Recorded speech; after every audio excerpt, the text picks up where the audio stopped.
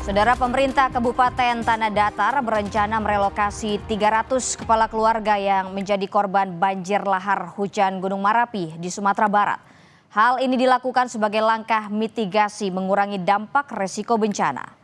Relokasi akan dilakukan sesuai kesepakatan dengan tokoh adat yang mewakili korban terdampak. Ada 300 kepala keluarga yang menjadi korban bencana banjir lahar hujan Gunung Marapi. Korban yang direlokasi merupakan korban yang rumahnya mengalami rusak berat serta berlokasi di dekat sungai. Tapi relokasi tidak dilakukan secara terpusat.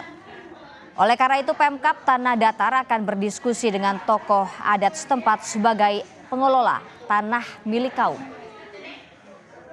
Ya, ini yang kami akan mengumpulkan yang pertama wali nagari, camat, dan juga tokoh-tokoh yang memang bisa membantu kami untuk mensosialisasikan. Apakah kita sudah punya data berapa yang rumah yang harus direlokasi? Lebih kurang 300 unit. 300 unit. Ya. Nah, jadi begini, tidak harus relokasi yang kita tempatkan, tapi kalau ada tanah kaumnya yang ada di situ, itu kan juga bisa kita bangun. Berarti tidak harus terpusat ya Pak? Oh, tidak. Ya. Sementara itu, selain kebutuhan logistik, makanan, dan air bersih, BPBD Kabupaten Tanah Datar terus menyalurkan bantuan pakaian untuk pengungsi bencana banjir lahar hujan Gunung Marapi.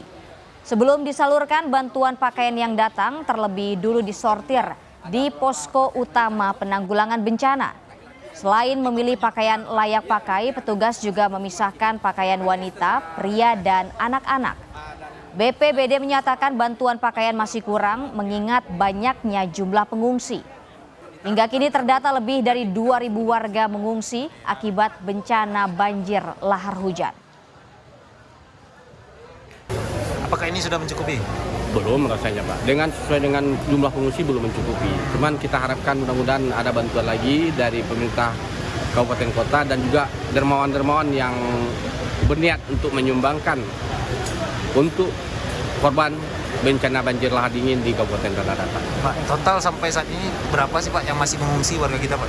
Lebih kurang 2.391 orang. Itu masih mengungsi? Iya, masih mengungsi.